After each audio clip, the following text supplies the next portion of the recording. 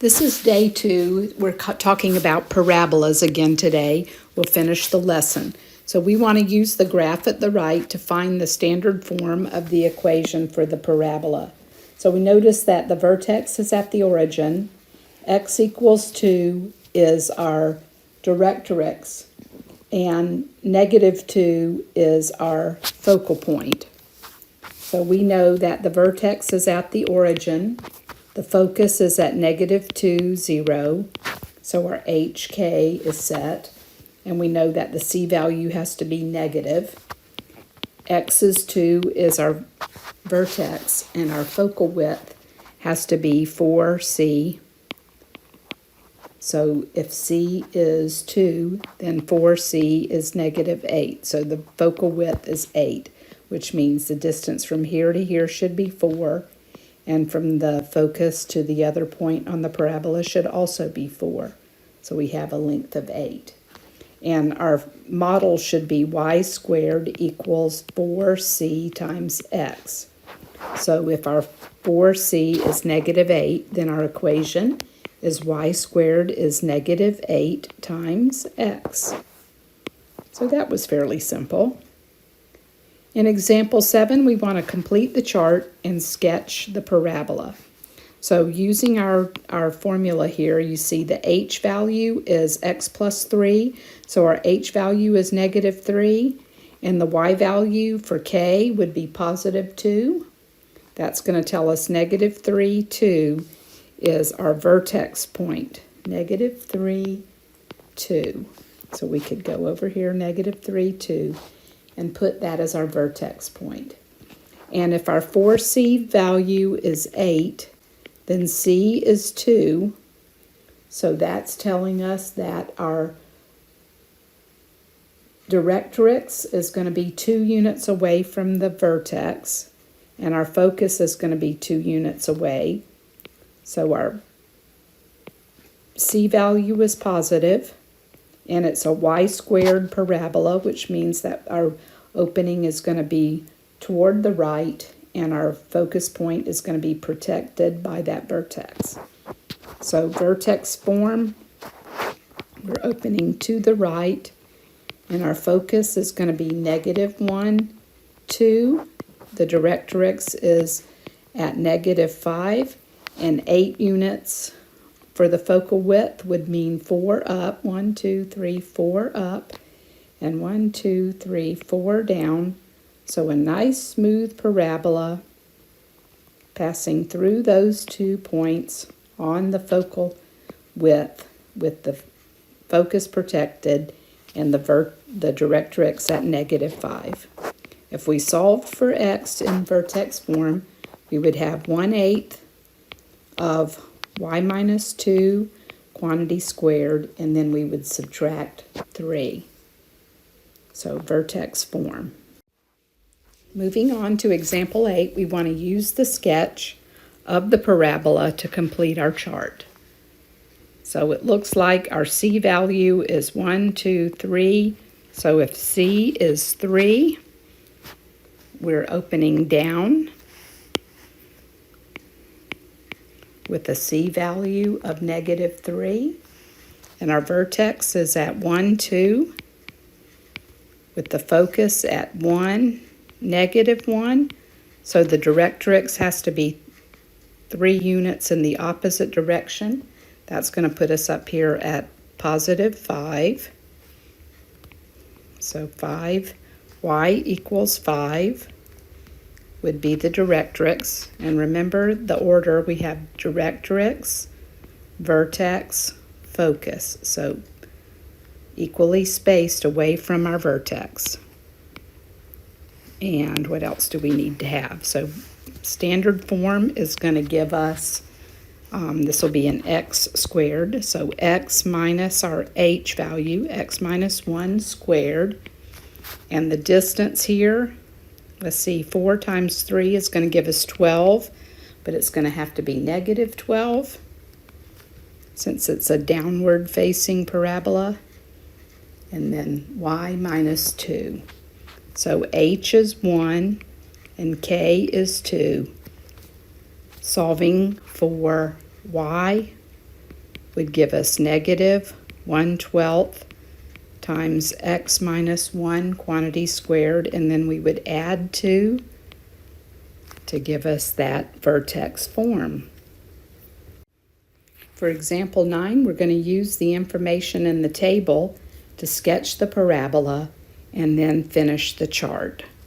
And they've given us in the parabola, in the chart, that the parabola has a focus at 1, 0 and a directrix at -4. So here's our directrix, y equals -4. And our order is directrix, vertex, and focus. So we have to have a parabola that's an upward-facing parabola with the focus and the directrix. So equally spaced, we need our vertex point at 1, -2. And this is our HK value here. So our direction is up because the C value is 2. And vertex form will do last. We have an x minus 1 for our H value is 1.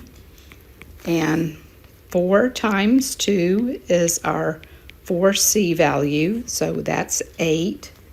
And then y minus k, so y minus -2 would be y plus 2, which means from the focus point we want a focal width of 8. So we need to be 1, 2, 3, 4 to the right and 1, 2, 3, 4 to the left.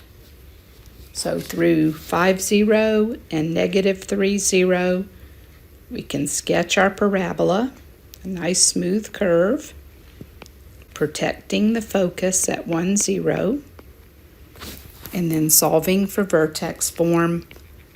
Y would be 1/8 times x minus 1 quantity squared, and then subtracting 2. In example 10, we're going to complete the square. So we can complete the square by moving the 10 and setting up our x squared minus 6x plus a number here to complete the square. And then adding 10, and at the same time we would subtract whatever number we added inside here. If you recall, to complete the square you want to take half of the middle term, so half of 6 is 3, and 3 squared is 9. So we're going to add 9 here, and we're going to subtract 9 outside the parentheses to keep this equation balanced. So adding 9 and subtracting 9 means we haven't really changed anything. So factoring that perfect square trinomial gives us this equation, and we need our model to be 1 over 4c times x minus h squared plus k. So that's our model. And if we have 1 over 4c is 1, then c is 1/4. Which is going to tell us we've got our vertex at 3, 1. So this is going to be a tiny little parabola here.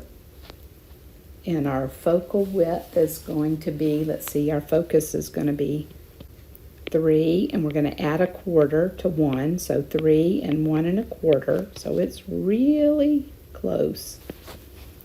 And then subtracting, going the opposite direction from 1. So if we subtract a fourth, we're going to be at 3/4. Y equals 3/4 for the directrix.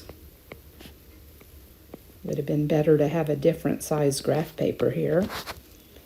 And if our value is 1, since this is a 1 here, then we're a halfway from the focus point and halfway.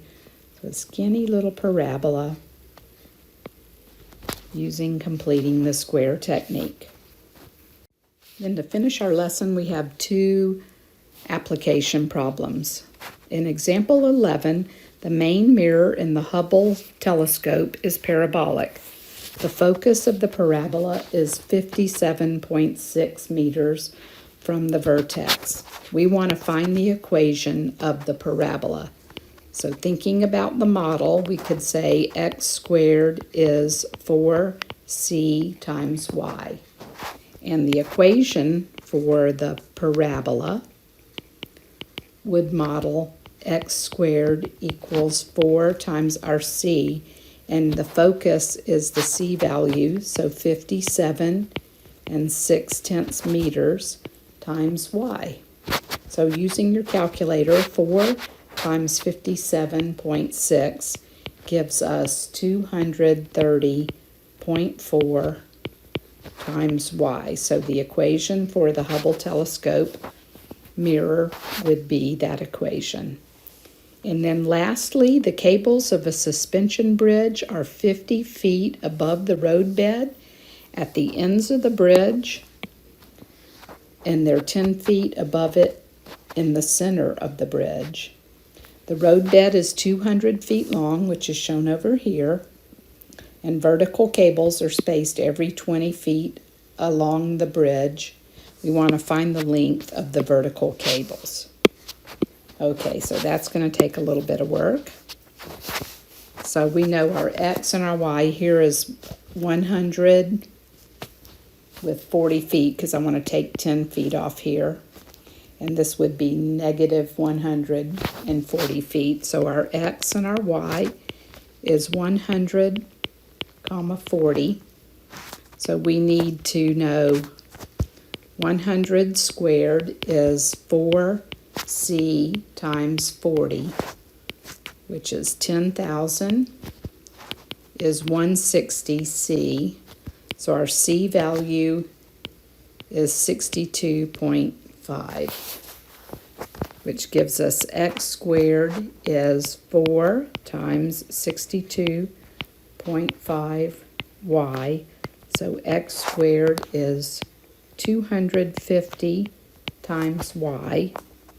And then y is 1 divided by 250, so 0.004 x squared. I'm going to use this equation here to put in my calculator and use the table. So if we have an x and a y, we can go through and find the height of each one of these cables starting in the center here. So when we have x, y, if we add back 10 feet to get the height from the road, we're going to have, this one is going to be 10 feet tall. And then at 20, the y is 1.6. So if we add back 10 feet, that one's going to be 11.6 feet for the cable at 20 feet. And then 40 feet, the y value is 6 4/10. So adding back 10 feet gives us 16.4. And again, I'm just using my calculator with this graph here to substitute in every 20 feet. And then at 60 feet, it's 14.4. So giving 10 more feet, 24.4 feet to go back to the roadbed. And then at 80 feet, the XY is 25.6. This is X and this is Y. And then adding 10 feet to that would give us a 35.6 foot cable. And finally, over here at 100 feet, with 40 for the Y value, we have a 50 foot tall cable, which we knew from the beginning here. And that, my friends, is the end of day 2, all about parabolas.